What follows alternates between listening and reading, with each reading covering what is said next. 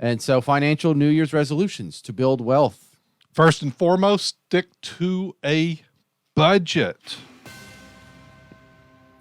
Wealth is created first by spending less than you make. Creating and sticking to a budget can help you accomplish this important goal. Budgeting, however, doesn't require you to track every dime you earn.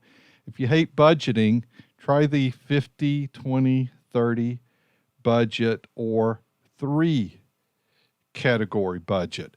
You know, I'm not a big budgeting guy personally, but what I will define it as, you have to know what your margin is. What is your inflow, money in that comes in each month, and what is your outflow? Look at your checking account. What's the average the past 6 months or 12 months? What you're looking for a margin. If you kind of say, gosh, I didn't like the looks of that. I'm spending more than I'm taking in. Oh, yeah, you might need to start listing everything and start taking a look at it, because what you have to do is create some margin. You got to have some money to save. Well, if you're just getting started and you're not a high income earner, you having money left over at the end of the month is not going to happen by accident. It's going to have to be on purpose. You're going to have to make a budget. And the base of capitalism, capital, what's capital? It's the wealth you have left over after you've consumed whatever it takes to live your life that you have able to invest somewhere else and build even more money. And you don't get to that first step without the budget. Look, high income earners, we covered this back in 2020, and you have people that make as much as $300,000 a year are running out of money before the next paycheck shows up. And so just don't think, well, like, you know, I'm having trouble with that. You're not the only one having trouble with that. That actually covers all income classes, so to speak, there regarding that. And everybody can do a better job with it. You know, my brother-in-law is a physician, and he tells me stories about his fellow physicians at how they just are really good at spending more than they make. So you think about that. You think, oh my gosh, doctors do that. Look, all job categories out there, all professions do that. So don't feel alone that you're struggling with that. But you know what? You can change it. You can improve upon that. Make that a good goal for 2021 to start getting on the right side of that, create some margin to save money. The next one is audit your subscriptions. And this one has changed slightly since the list began a few years back, because audit your subscriptions used to be a little more simple than it is now. Think of all the little bitty subscriptions you have, Gregory. Yeah, those magazines. Like I saw in the office, Summer took the People magazine and threw it in the trash. I'm like, you're not throwing any of my car magazines away, are you? She's, oh no, the stuff you like, I make sure. But I said, but I was really serious about that. Like, oh, don't throw away, you know, my car and driver, you know. But People magazine, I'm like, why are we getting that still? But you see where I go, magazines. I don't think that's our problem anymore, is the magazines. That may be a Gregory problem, but you know, people getting rid of the cable subscription, you know, like Cox Cable and some of those others. But what's their problem now? These other streaming subscriptions, and you've got 12 of them. You may be spending more than you would have on cable. Gregory, I want you to think even more micro than that. Oh. When you go to check out the news for the Gulf Coast, or, you know, we have a bunch of affiliates up in northern Mississippi too. Some of these other websites that you go to, like Wall Street Journal, there's like $3 a month for Wall Street Journal. There's like $3 a month for the Sun Herald. Wall Street Journal. So I'm doing those too. Right. And then I've got these professional subscriptions as well, because look, somebody said, well, you know, I was getting some information from that. Well, heck, I'll sign up for it. Let's see what's going on there, because I kind of have to be in the know. So if I was to audit that, but from a my profession, I have to see all that stuff. So I don't know how I would edit that down, but gosh. Think about this. You're listening to the iHeartRadio app and you're tired of hearing commercials. So you're like, what is that? $5 a month? Sure. I'll put up $5 a month and never hear a commercial on this app again. And Is that why I don't hear commercials on the iHeart app? When you're listening to music, yeah, you probably don't. You've got the full subscription, don't you? On-demand listening, but you've got that, and you've got your Spotify, and you took $2 a month to go to your Google so you can put even more on your Google Drive. How do you even track all these down in 2021? You remember Napster? Oh, yeah. That's how iHeart runs that through. Because I was looking on there. I was like, I'm not paying iHeart a fee. What'd they do? End it? Then I got to looking, and I believe I'm paying it to Napster. Is that what happened? You plugged in your modem to a speak and spell? No, it's the deal they made. That's what Napster does. Oh, that's right. You're not kidding. They really did have some sort of iHeart joint did project. a deal That's with right. with Napster, which used to be the illegal sharing app back in the day. It was file sharing. Sharing. I didn't steal anything off of Napster, Gregory. I feel so attacked. The next one, we're going through the financial New Year's resolutions to build your wealth. Refinance your mortgage. Now, this has been kind of a rolling punchline that it's evaporated the last 3 years we've done the show because we've said they've got to go up before interest rates go up. That myth of interest rates going up. So I guess the good news is they still haven't gone up. So this is still a very enticing and, if you have a high interest rate, a very mathematically pleasing refinance process. But that joke has about run its course here. Mortgage rates are still at historic lows, but I imagine for a big chunk of the people that are getting these refinances right now, you get a chunk of cash out. You can either get caught up, pay off some of your debt, make your business whole, or just pay for that unforeseen expense that's called 2020. Yeah, and I'll give a shout out to Dwayne Stein, one of the show contributors. He's a host of Mortgage Gumbo on Saturdays, and you can connect to him through the Winning at Life app also. And he's still staying pretty busy with refis and such with these low interest rates. We're really at record low territory on interest rates. The next one is lower your credit card interest rates. This has become a hobby for Miss Parker, who started with a credit card that was at 17 or 19%, something like that. And about 4 years ago, she gave him a call, said, hey, will you guys lower my interest rates? I've been making payments on time for however many months or years or whatever. And they're like, yeah, sure. We'll make you a deal here. We'll lower your interest rate, but you can't add anything to this card for the next 90 days, which wasn't a big deal because we were already in the mode of trying to pay it off.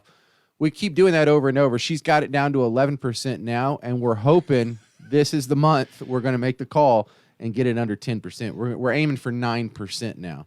But we chipped off either 1% or 2% for the last 5 years. But that does work. That is interesting that you can whittle it down. You shouldn't stay at, what was it, 21, 24? Some of those she had one that was up at 23, but this one particular one that has the huge limit on it. So this is our backup pie right here. That's the one that she's chipped down from 19 to 11%. Awesome. Next one, maximize your credit card rewards. Not necessarily as important because you're not sustaining new debt like a credit card balance. But if you could be using a card that does give you rewards and your card now doesn't, why not? Is it really that easy? I like building up the points. I really do. I like utilizing those points, you know. Are you a cash back guy or are you a air miles guy? I'm a get me a bigger screen TV guy with the points. There's That's one what of I those? do. Oh yeah. I get a lot of points for traveling anyhow, but just because I have a few cards that we run personal expenses through and business expense. I'm kind of the guy, we pay it off every month so we don't have the recurring, but still those charges build up points, and I like building up. I'm like saving up for a OLED, you know, the OLED TV, you heard of them? It's supposed to have a really cool screen. I'm like, what's that? How many points do I need for that? So the next one on financial New Year's resolutions to build wealth, determine your investing costs. Look at the fees in some of your investment products. You have some strong opinions about this, like mutual funds versus ETFs? Well, variable annuities, those dudes, I don't like those because those are like mutual fund wrappers. You have mutual funds inside of them, like 1%, and a wrapper could be anywhere to 2 to 3 more percent over that. Like, oh my gosh, stay away from that. But if you have that, maybe you should get a second opinion and unwind that. But you could have front-end loaded funds with high fees. And I got the B in there because I was thinking about 12B1 fees as well. So, I've got a mutual fund. It doesn't charge me that much. Well, you start looking at those internal costs. My preference is exchange traded funds. If you could save money on management fees, guess what? That's more that you're keeping. It's like, getting rid of those subscriptions you don't need as well. The next one on the list says fire your expensive investment advisor. The 2 reasons you might want to do that. You're either being overcharged, which what is overcharged? And number 2 is they don't provide the services that you either want or to the level that you expect. So if your guy can only handle annuities or your guy can only handle stocks, he's just a broker. That's not the same as having a fiduciary guy that can handle different aspects. I'll take that from a standpoint. What is your perception of value? Are you getting the value and services for what you're paying for? Are they bringing you value that's helping you do better with your money, make better decisions, getting better value, tax efficiency, savings in other areas? Let's see, where are we at right now on our list? We have the financial New Year's resolutions to help build your wealth. And the one we're on now is start investing now. That assumes you're not already putting aside money every month. If you are, okay, this doesn't apply to you. But for the people that are talking about, well, I need to get all my stuff paid off, or I need to pay off my debt, or I need to pay off my cars, or I need to pay off my house before I really have the money to invest. No, that might take years. And even if it's just $25 a month, $100 a month, I think is a pretty reasonable challenge to start yourself out at. And you can inch it up maybe to $150, $200 next year. Just get it started somehow. We have these calls into the show, and the notes on this start investing now that I'm looking at here, it states, forget the advice that you should pay off all your non-mortgage debt before investing. That could take years or even decades for some. We have some people that go, well, I'm accelerating my mortgage. Should I pay off my mortgage first, then save? They're like, well, how long are you going to take to pay? Well, I'm going to have it knocked out in 2.5 years. I would call that legit. But if they kind of say, it's going to be a decade or something, but I'm putting everything towards that, I think you need to start saving along the way. One thing about, and I'll pick on real estate investors, but I pick on doctors too, is they're making all this money and they've got the plan, like real estate people. Okay, well, I'm taking my profit. I'm buying me another double, or, I'm getting me a fourplex, or I'm wanting to buy another house to rent out. So they keep pouring money back in, and they actually are cash poor because they never set anything aside. Kind of the doctors. Let's see, when does their work end? It doesn't. Unless they get too old to work. So they're not great savers either from that standpoint. So you could justify, well, I'm paying off my credit card, I'm paying off then I'm going to start saving. Are you? Or what's coming up next that you're going to want to spend money on? That Super Duty F-350 to pull that bass boat. Oh, the dually as well on it. You'll find something to spend money on, but what's good is let's see, can we accelerate those things as well as save money as you go? I think would be a good point to start investing now. And if you are going to start doing that, a good place to start doing it is your 401k or IRA contributions. If you're not already maxing them out, max them out. The big thing, though, about the 401k, though, if you are offered a match, make your primary goal to contribute at least enough to get the match. If not, you're just leaving money on the table. That's money that would have gone to you that your employer gets to keep. Wouldn't you rather have that money? If it's free, it's for me. That match is free money. You cannot miss that. All right, now this next one, the last 2 years, we've debated taking this one off the list. I don't know. This might be the last year we do it, and I'll X this out, and it'll be out of the notes for next year. Consider a CD ladder or a CD annuity. It used to be consider a CD ladder. You added 2 years ago, or a CD annuity, because it does sort of the same job that my grandmother used to use for CDs, where one would come up every 2 years, and she would just renew it. But the yields are so low now, CD annuity might be a better option to do the same job. I'll tell you a story. We've got quite a few clients that like to do the CD laddering, but now we've got a lot of clients that like to do the CD annuity laddering, where it cycles out every, say 3, 4, 5 years. Those are cycling around, and it gets an edge on those.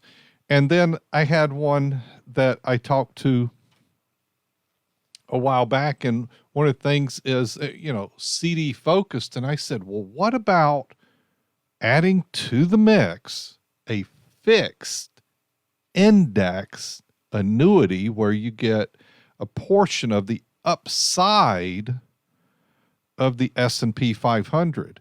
And their thing was they were shifting away from bank CDs because, the myth of the yield going up, they've bought into that, hey, it's not going up. We've got to go get yields somewhere else. So they were shifting to CD annuities, and I threw out there, what about a fixed index where you get a portion of the upside of the S&P 500? Yeah, there's no guarantee that you're getting an upside because the S&P isn't required to go up, is it? No, it's not.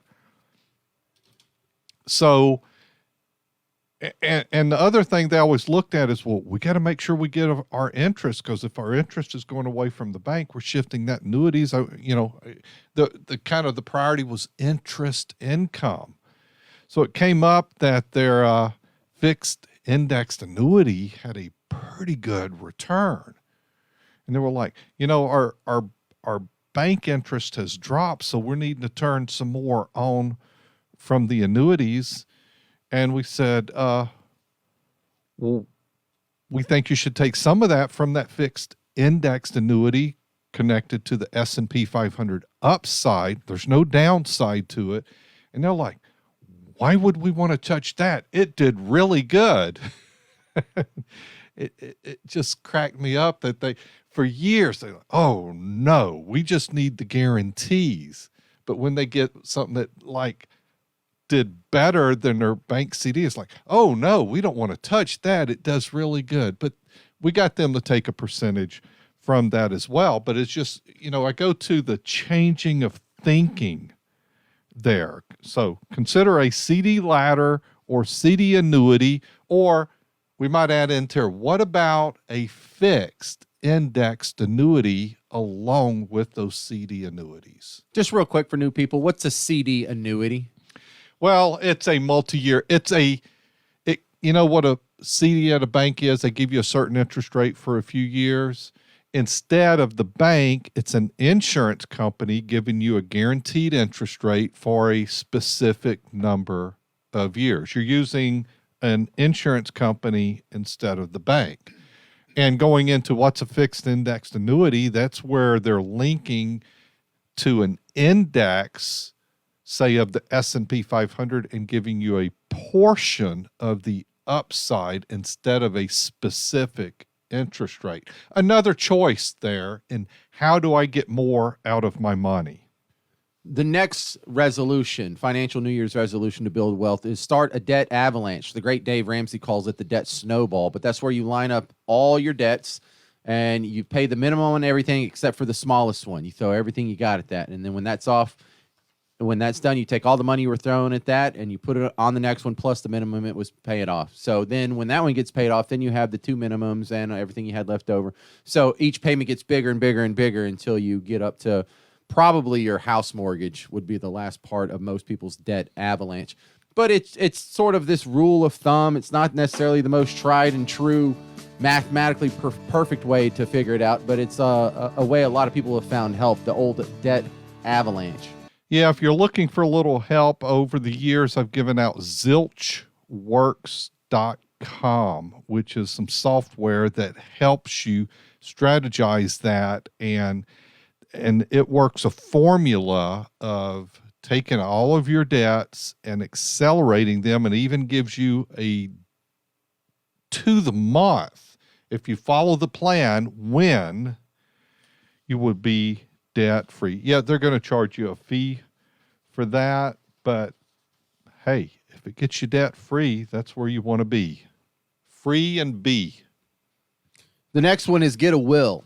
That's a very vague term for check out your estate plan. You probably need some updates to it, especially after a year like 2020.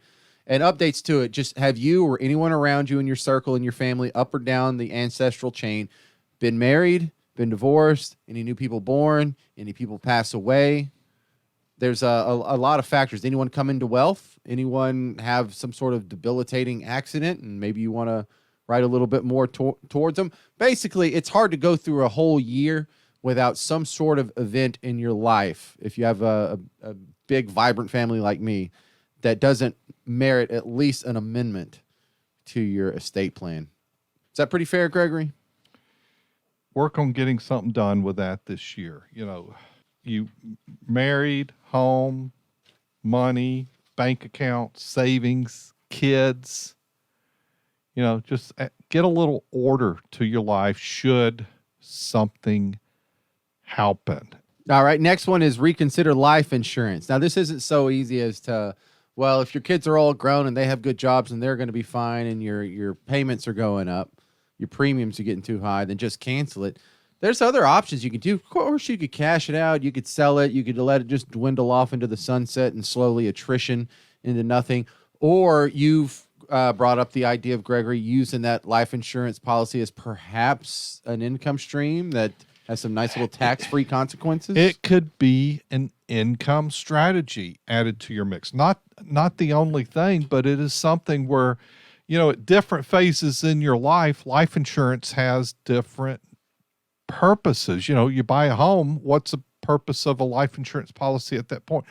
Oh yeah, you call it mortgage insurance. Well, that means if you die, it pays off the mortgage. Well, when you have kids, it's like, well, I want to make sure they're going to get educated. So you are carrying life insurance that would, say, pay for their college and solve other family debts at that time. You get elderly, you could, I hate those taxes on my IRAs if I were to leave them behind. Well, you could use life insurance to make the taxes on your qualified accounts go away. Or you could use life insurance to create tax efficiency for income. See how different phases of life, it could do different things. The next one is refinancing student debt. Now, this may not be refinancing your student debt. This could be helping your kids with their student debt. Or in this day and age, it could be helping your parents with their student debt. You had some crazy numbers about the millions of people who are going into Social Security age still carrying some student debt. So don't think I'm crazy by saying that. It is out of control. We have to change our thinking on that. But going back to life insurance, might be, if you die, we'll pay off somebody's college debt.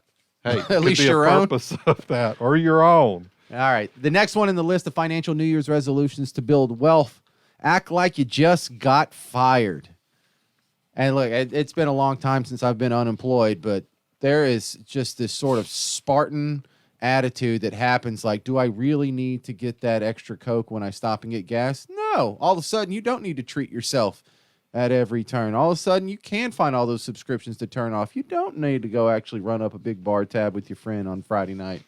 You know, it's funny how much more discipline you get right after you get fired, and maybe it'd be a good time to revisit that idea in January.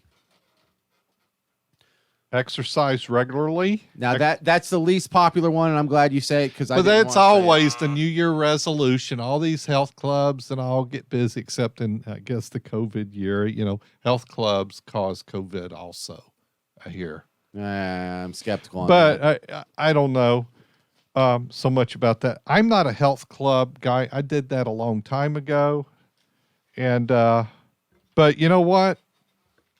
Find a way to where you do something that helps you from an exercise standpoint. Even, you know, you've got these these Apple Watches. There's other devices, and I'm using that for lack of. You're thinking of Fitbit. knowing. Yeah, Fitbit and other fitness things that monitor your steps, because I've got a lot of friends that count their steps and all. What it does is it gets a mindset, hey, let me get out and do a little bit of walking today. Exercise. Me and the wife have this running observation going about how people will go get gastric bypass, where they take out about a third of your small intestine and then sew what's left back together. They'll get a sleeve where they can strain your stomach. They'll get lipo, where they go. You know, in there that with a is shot surgery. back. That is surgery. They will laser the fat out. They will do that's all a big this deal. Instead of what? Exercise. Exercise. That's how much Americans Steps. hate exercise. Steps. And all of us. I hate it too.